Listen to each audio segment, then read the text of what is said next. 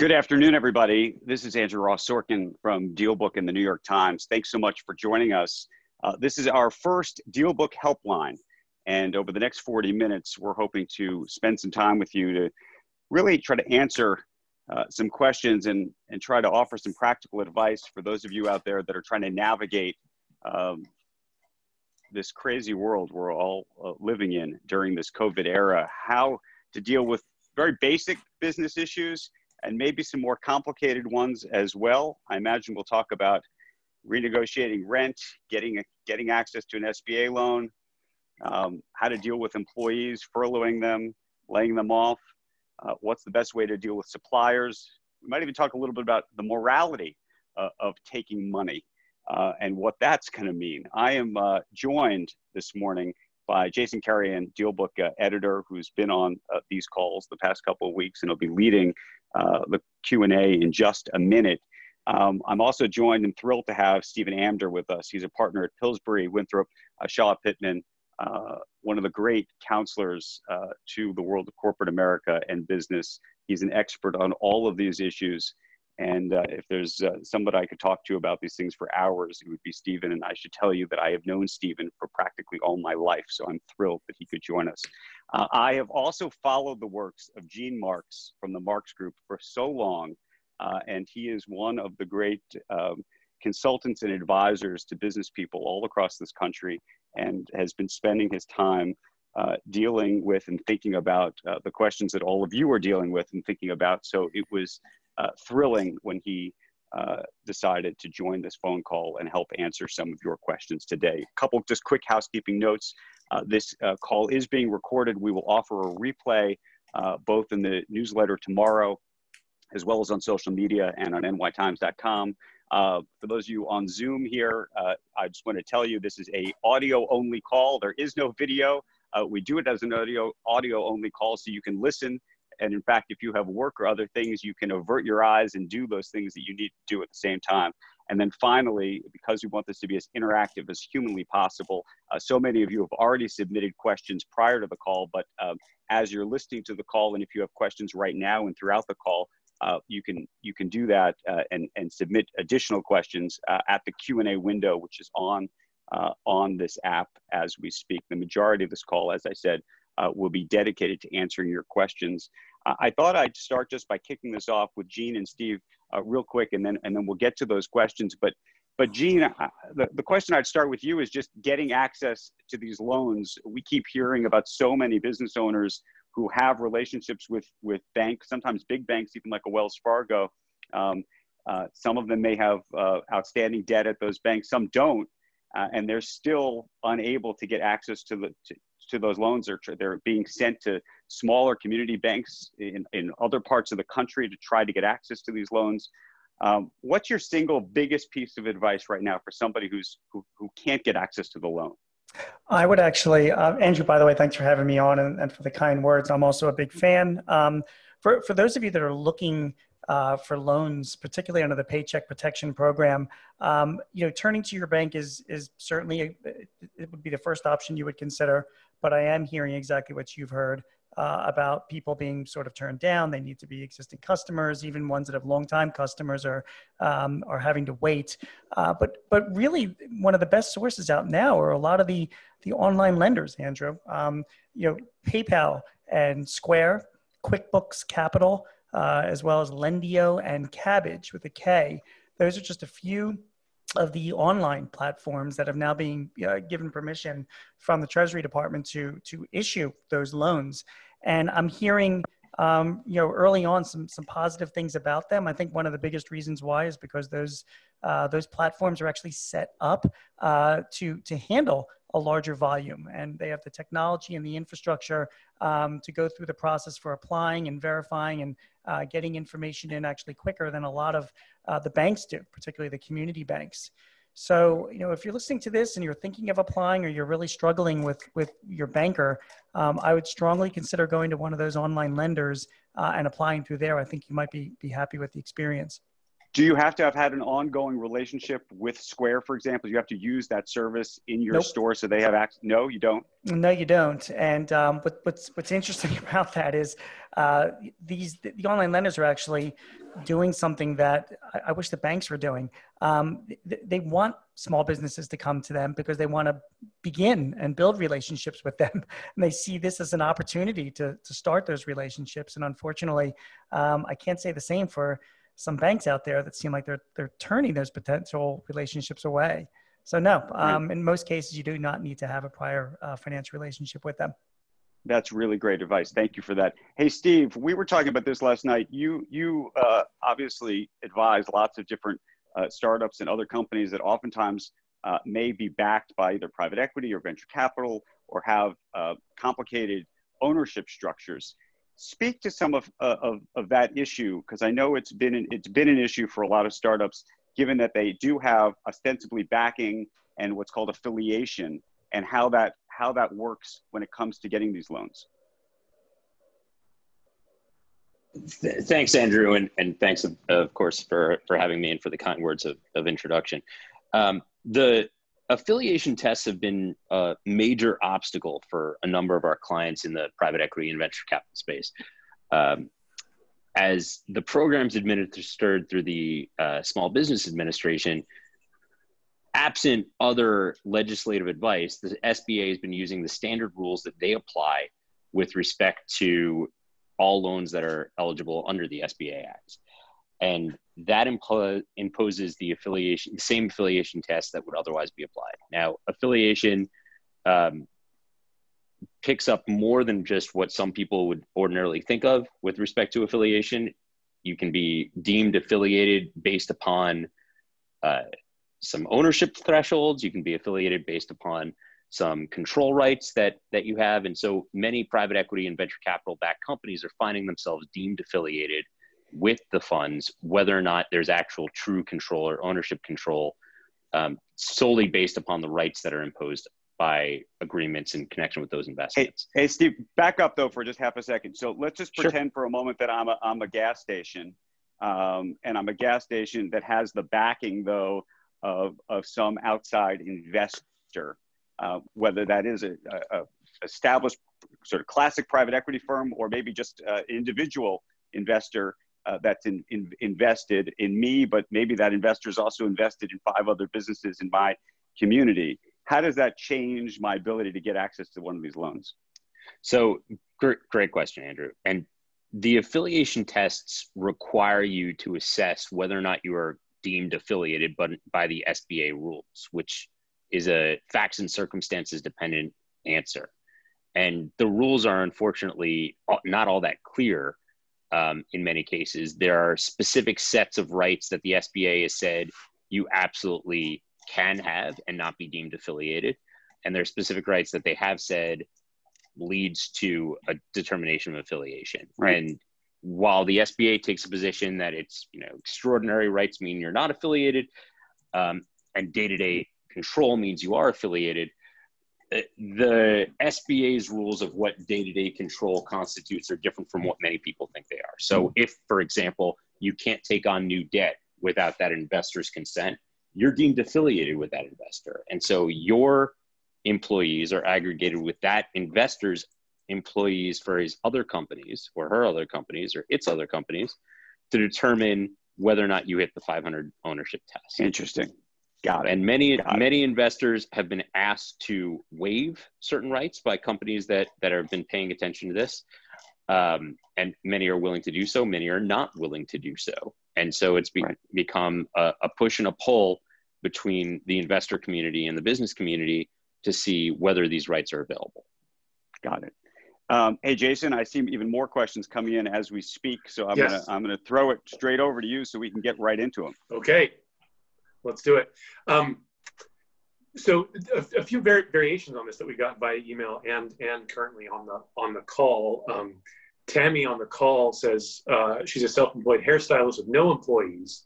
What advice can you give her for financial help? And then also related to that, Amber, who wrote in by email before, is a private yoga teacher, an LLC, and her client base is unable to continue paying her at the moment. And she's kind of wondering what she should do. What sorts of options do these kind of sole proprietor companies have?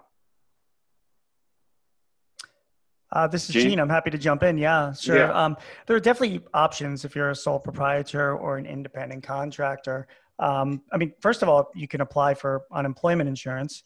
Because of the stimulus program, the states have been told now that they need to accept independent contractors and sole proprietors. And you can apply for that, whatever you're entitled to, for unemployment plus the additional $600 a week, which goes through July. The downside to that is that, and I'm sure you guys are seeing this as well, most of the states are a mess right now. They have not been set up to, this is like the first time they're ever dealing with giving unemployment to independent contractors and sole proprietors. And so they're kind of scrambling to figure out how to verify that income. A lot of their websites aren't set up to do that. So they're trying to fix that as well. Plus they're getting inundated with claims. So that's slowing down the process. And by the way, there's a pandemic going on and most of them are working from home.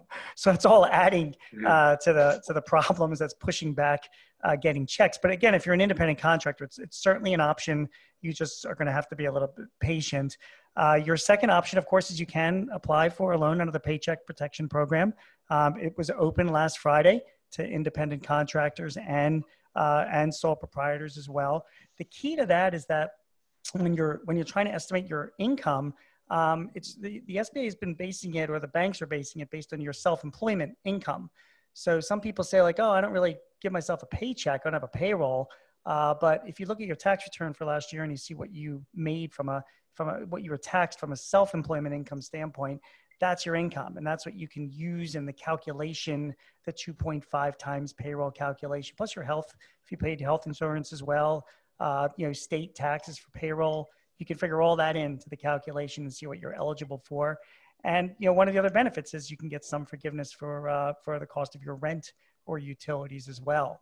So those are the two big options that you have. And I would consider exploring both of them, although you can't have one, you can't have them both. You got to choose in the end which one you think would be the most income for you. Hey, Gene, just to put a fine point on Please. that, in terms of the amount of money that you could get loan, the amount of money you could get loaned to you, and then how much of that can ultimately be forgiven so that effectively turns into a grant.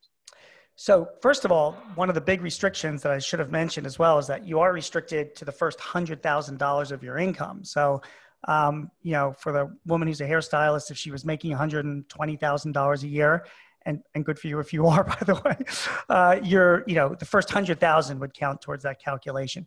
When it comes time for forgiveness, the clock starts ticking when you get your loan. It's an 8-week consecutive period.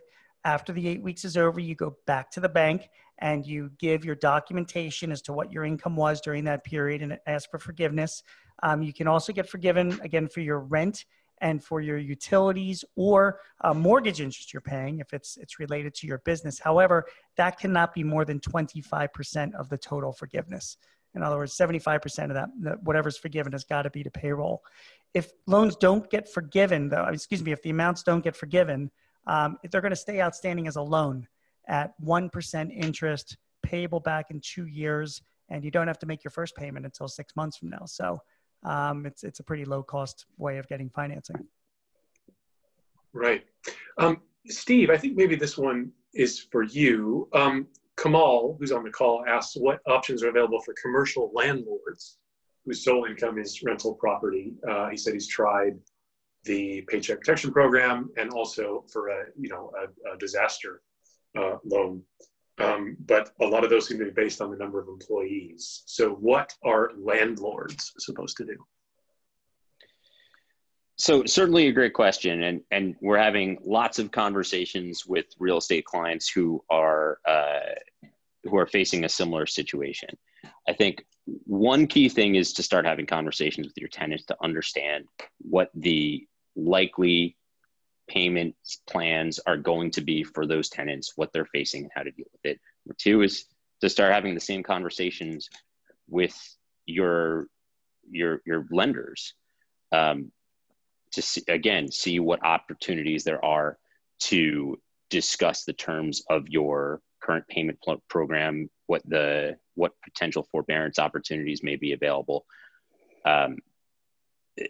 There's really no perfect solution right now based upon the universe of remedies that have been available from the government.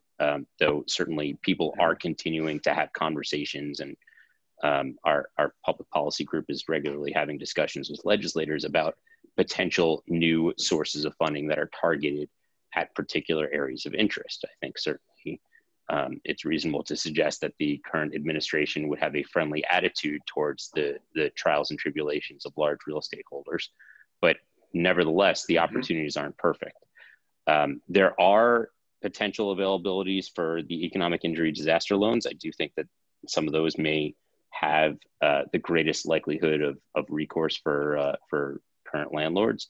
And the Main Street lending program looks like there may be additional opportunities there as well, though, again, depending on the terms and conditions of particular real estate operations, partnerships, et cetera, the restrictions on dividends and upstream flows of capital from those partnerships to the ultimate holders may present some difficulties for long-term funding of personal operations. And so what I'd say is it's worth exploring all of the current opportunities that there are right now today. It's worth writing to your congressman to say that you need additional resources because you don't feel that what's in there today helps your plight. Because I think the reality is that nobody is currently expecting that the universe of programs that's in place today is going to be the total universe of programs that's necessary to get everyone through this. And so continuing to push legislators to explore additional opportunities, I think, is certainly a recommended path of action. And can I also add, this is Gene again.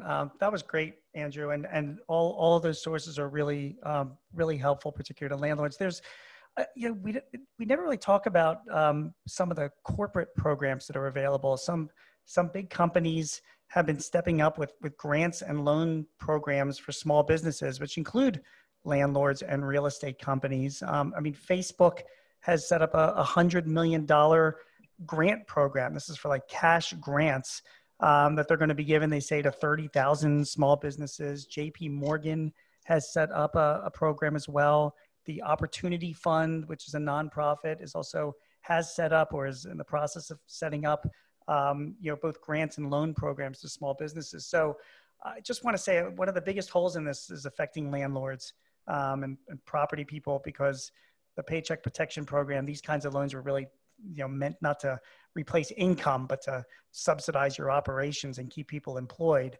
But some of those corporate grant programs are available that could help, see you through this. Right. And there's a lot of questions coming in about negotiating rent.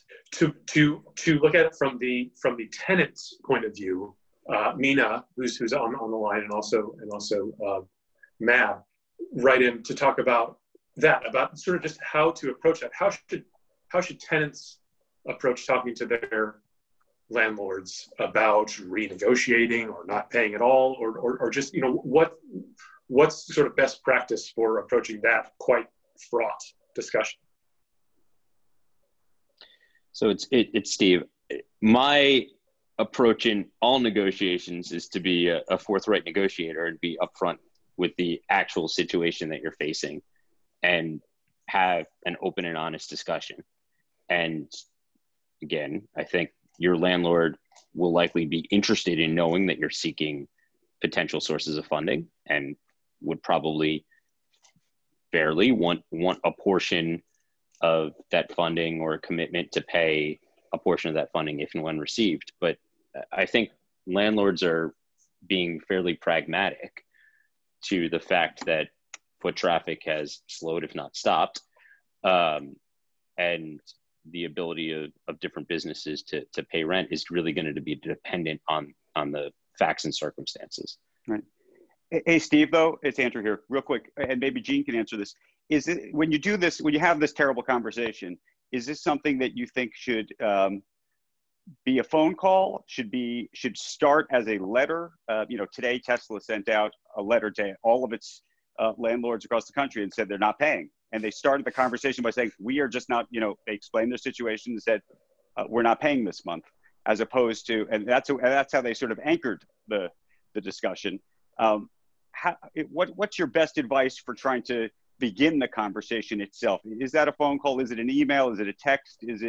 And sort of when you begin it, do you sort of start with I can't do this, I'm not doing this? Or is it, let's figure out where we can go here? Yeah, look, I think everybody's situation is going to be different depending on the relationship and the negotiating power of the parties. If you've got a long-term relationship with your landlord, I think starting from the position of we're not paying is a good way to ensure that long-term relationship, which probably has had some ups and downs over the years, goes to a bad place pretty quickly, because again, that landlord may be suffering very similar issues as you.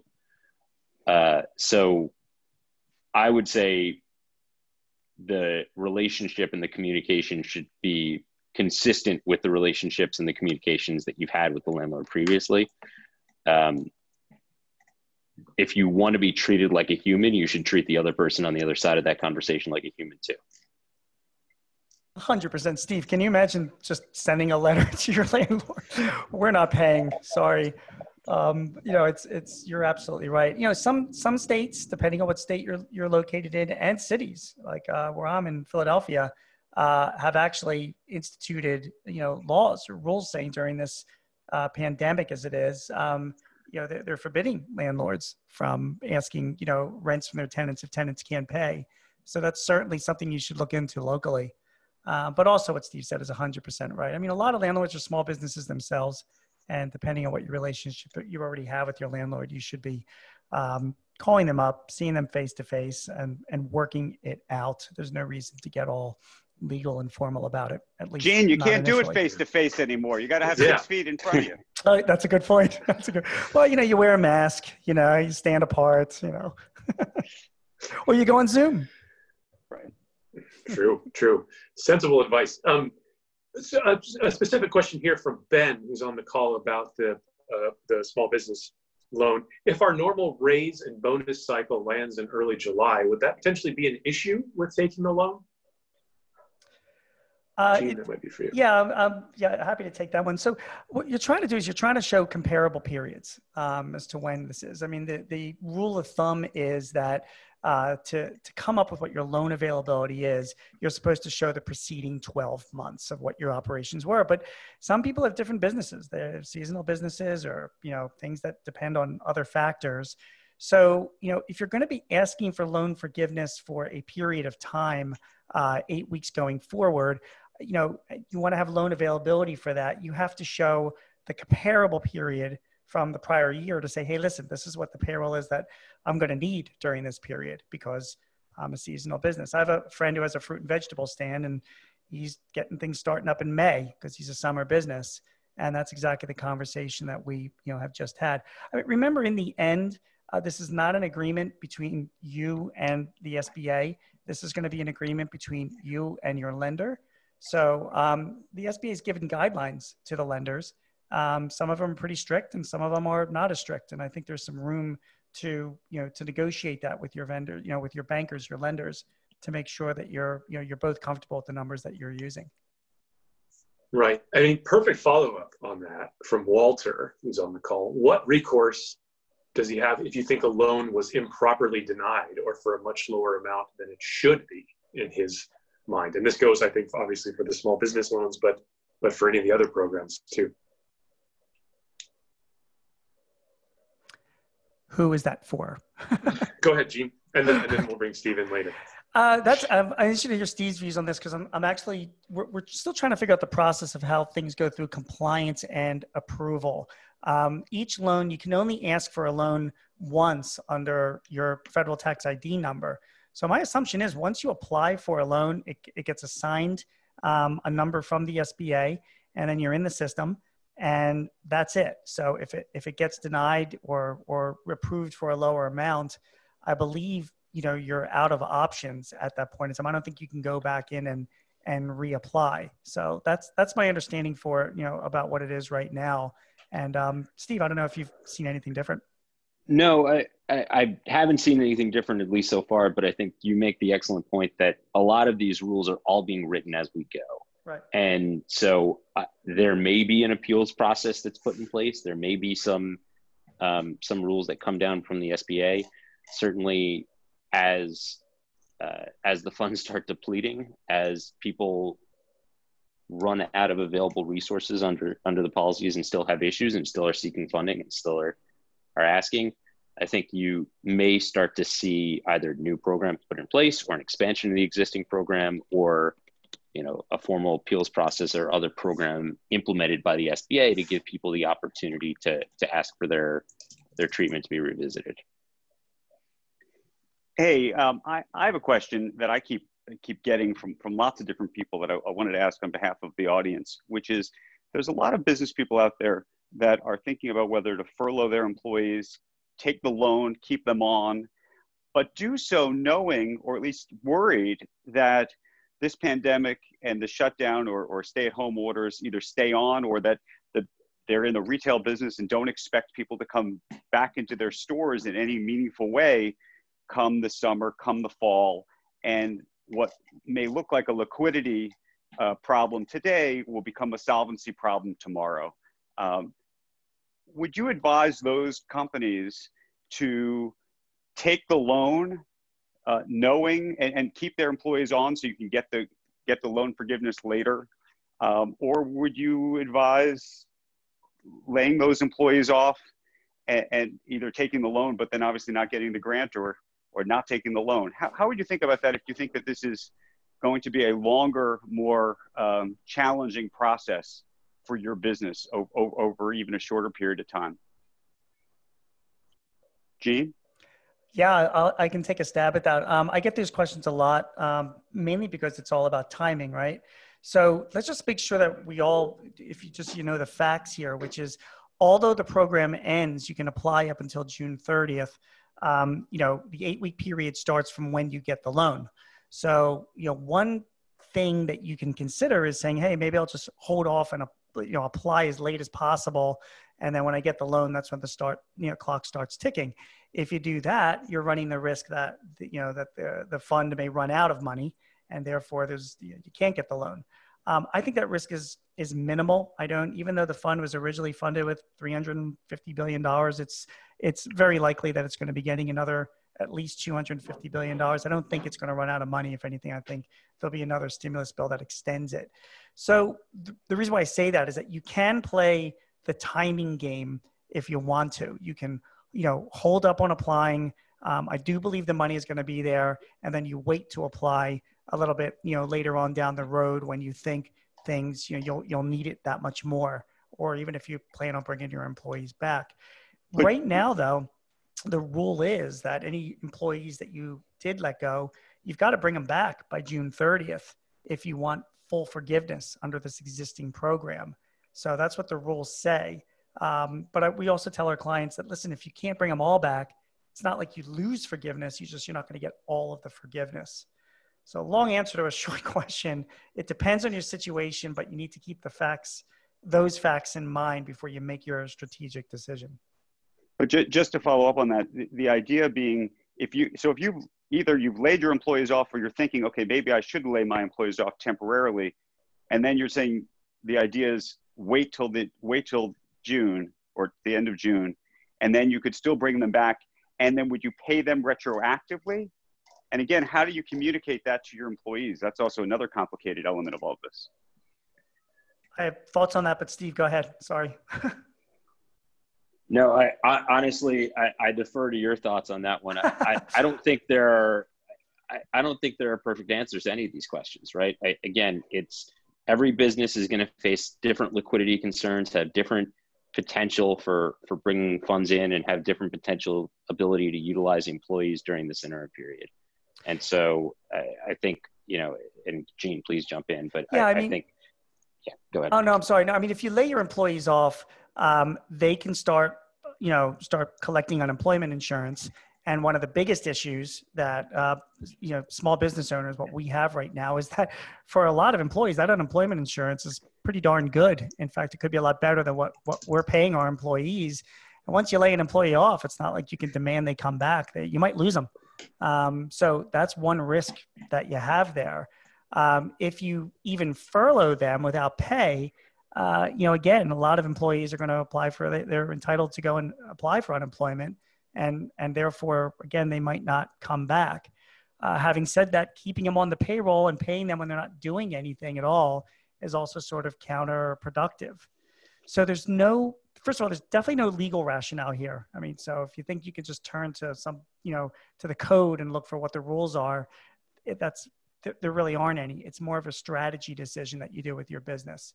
So just keep in mind that it depends on the relationship you have with your employees. You want to do what's best for them as long as you're comfortable that in the end, they'll come back and do what's best for you and your business. And I think that's what you want to focus on, is what's best for both of you guys. Yeah, there's a follow-up question from Ben here about, is an employer doing employees a disservice by offering them work that will jeopardize their unemployment payments, and particularly for lower paid workers that they could, for this period at least, be making more? Yeah. How does an ethical employer handle this? This is an existential question. Yeah, I mean, it really could be doing a disservice to the employee, and if they can get money elsewhere, particularly if you're just making up work for them to do. So, I mean, one of the biggest advantages, guys, of working for a small company, despite the issues that we're all dealing with right now, is that you always have a close relationship with your employer. And therefore, these kinds of situations, in my opinion, should be worked out directly between you and your employee. And the two of you, or the group of you, should determine what's mutually best. And I found, at least with my clients, when they've had similar situations, that they can come to some type of agreement where, tell you what, we'll let you go, you collect unemployment, but please just commit to me that you're going to come back when we decide to have you come back. And in most cases, both employees and employers have been able to come to that kind of arrangement. It's something you can't do in a big company that you can do when you work for a small business. Can I just ask a terrible follow-up question to that? What do you tell business owners who are small business owners, but who may not need the money, but may think they have technically are eligible for the money? There was a handful of news stories even today, one about a number of hedge funds that have looked to take the money, even though they probably don't need it per se. So it's Steve. Why don't I jump in on this one? I think that's a fantastic question, Andrew, and one that's likely not getting all the attention that it deserves today, but has the potential to get plenty of attention when things settle down and people look at this afterwards. I think it'd be naive to suggest that there won't be a tremendous amount of attention and scrutiny placed on people applying for these loans after the dust settles. And there are a number of attestations that are needed to be made in all of the forms, in all of the programs, with respect to not just the financial condition, the affiliation status, what you're going to do with the money, but also to the necessity of the loans afterwards. And I certainly would expect that prominent hedge funds or private equity firms or venture capital firms are thinking about this. And the ones who aren't, I think, are being either greedy or foolish or both, because there's no easier target for a prosecutor and for a False Claims Act prosecution, which has both civil and criminal penalties, than billionaire seeks payroll protection plan loan after the fact. And I think you're seeing a lot of folks take both the intellectual approach of, this loan's not meant for me, I don't qualify, as well as, the ethical and moral approach of, this universe of loans was not meant for people and companies like mine. And I think those people are, I certainly can't talk about rewards in this life or the next that those people will get, but certainly I can say that taking that approach, if you don't need the money, to not apply for it is going to keep you in a much safer position vis-a-vis prosecution than taking a more aggressive tone. And if I could even add on that, first of all, taking the money is unethical. You're taking the money away from people that truly do need it. And there are many small business owners that really need that money. I am seeing some clients of mine, some people, they don't need the money and they're grabbing it and sticking it in the stock market, right? Because hoping to get some, get some gains. It's tempting to do that, and people are just going to be people.